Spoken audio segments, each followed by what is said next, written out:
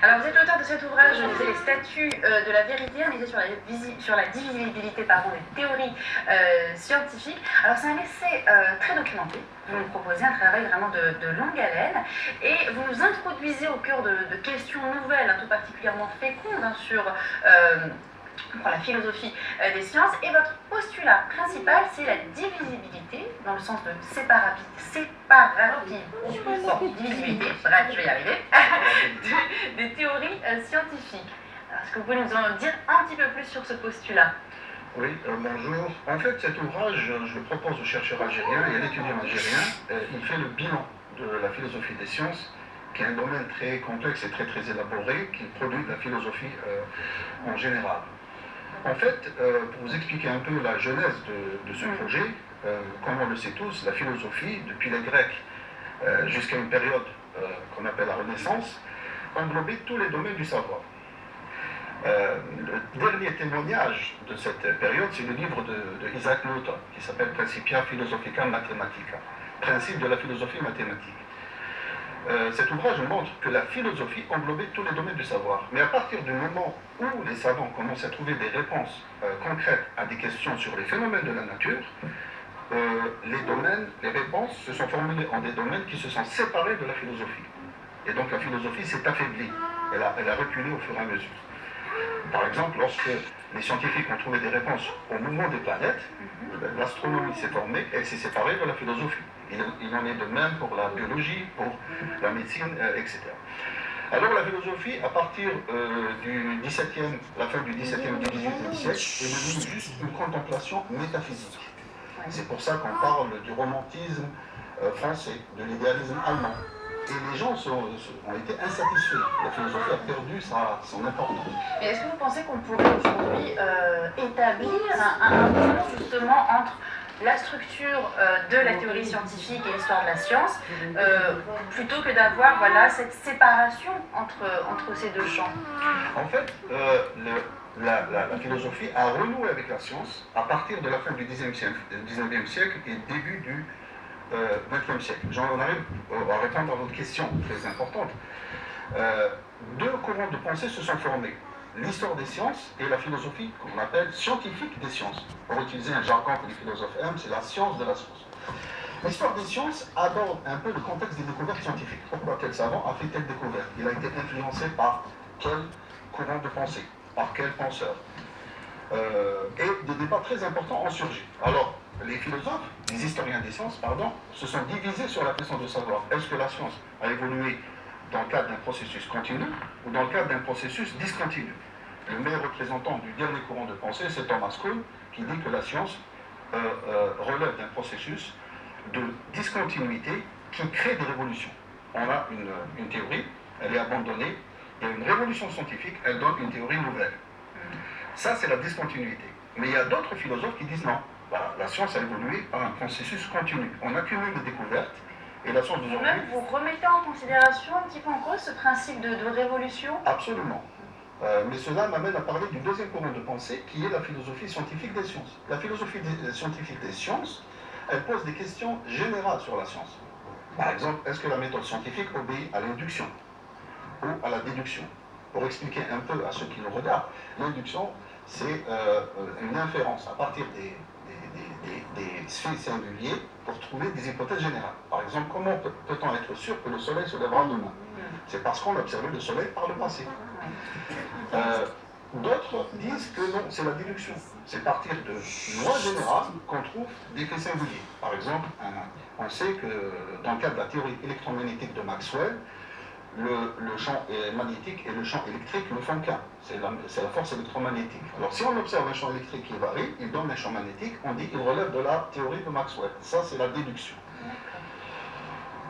Alors, moi, dans ce livre, j'analyse tous ces courants de pensée et il y a une insatisfaction.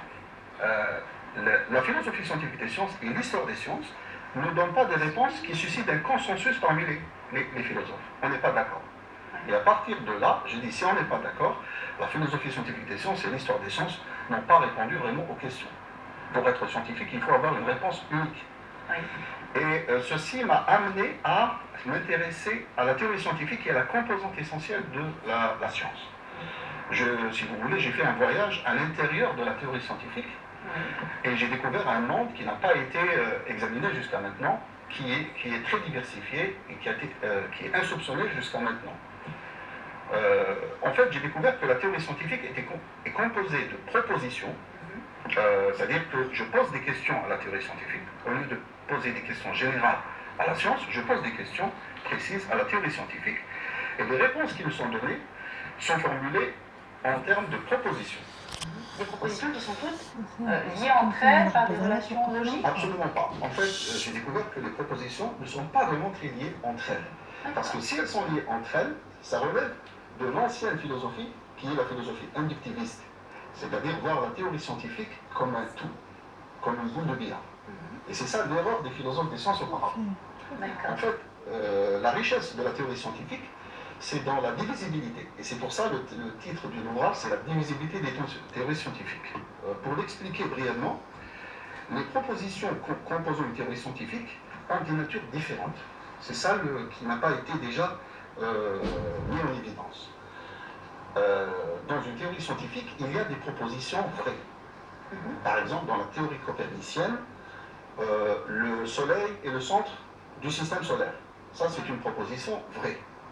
Mais en cherchant davantage dans ce monde insoupçonné de la théorie scientifique, j'ai découvert qu'il y a d'autres propositions vraies que les scientifiques n'ont pas remarquées. Par exemple, le principe de la pluralité des mondes. Ce principe nous dit que la matière dont sont composées les planètes sont les mêmes que ceux de la Terre. Ça, c'est une découverte fondamentale, parce que pendant 1 millier d'années, les savants pensaient que les astres étaient composés de matière astrale différente de celle de la Terre.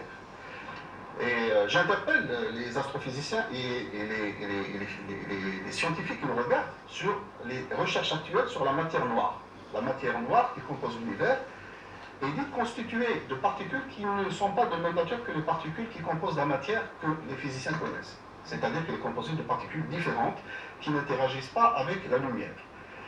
Personnellement, ça, c'est découvert, enfin, c'est pas une découverte, on n'est pas sûr que ça existe. Remet en cause un principe qui est la plus grande découverte de la science, qui est celle de l'identité de la matière. La matière dont est composé l'univers est de même nature que celle de la Terre.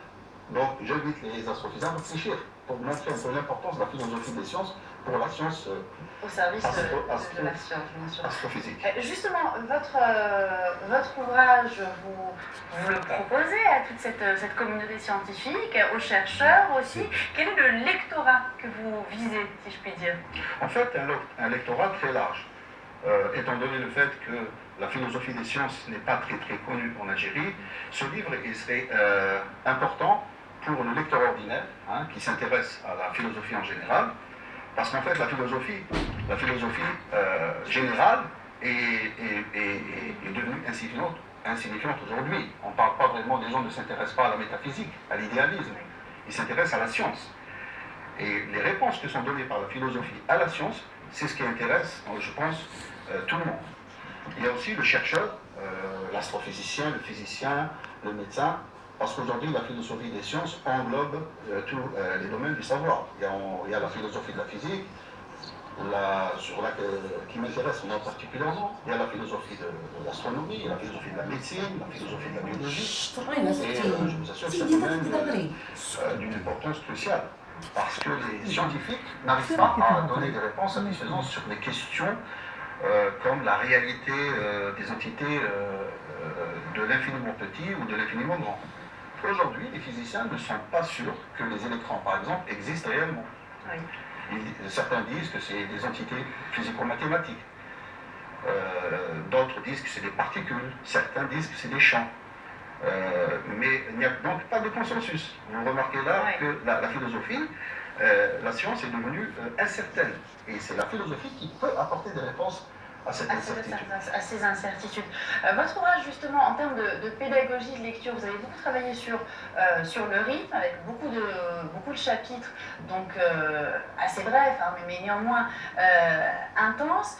Vous soulevez des questions qui peuvent trouver un écho chez, effectivement, comme vous le disiez, chez le scientifique, mais aussi et surtout chez le lecteur lambda. La science est-elle falsifiable, entre autres, une question que vous soulevez?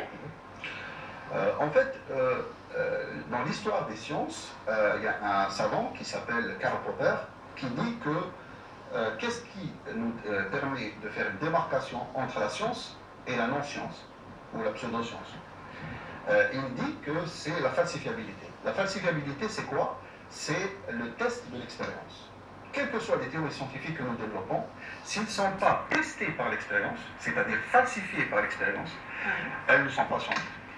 Et ça, c'est très étonnant parce qu'il exclut du champ de la science la psychanalyse, parce qu'il n'y a pas de test de l'expérience, l'histoire, la politique, etc. Donc, s'il n'y a pas d'expérience, il n'y a pas de théorie scientifique. Moi, je remets en cause ce critère de démarcation parce qu'en fait, l'un des postulats majeurs dans ce livre, c'est la divisibilité. Et à partir de la divisibilité, j'ai découvert la migration des concepts. Ça, c'est la nouveauté. En fait, les propositions des théories scientifiques, qui sont de nature différente, il y a des propositions vraies, des propositions indécidables, ni vraies ni fausses, que j'appelle les propositions nécessaires. Il y a des propositions fausses. Les programmeurs d'ordinateur savent pertinemment que lorsque un programme est complexe, il y a des erreurs. Donc, même dans les théories scientifiques, il y a des erreurs. Je peux vous montrer que dans toutes les théories scientifiques, il y a des erreurs. Et c'est pour ça qu'elles sont remises en cause.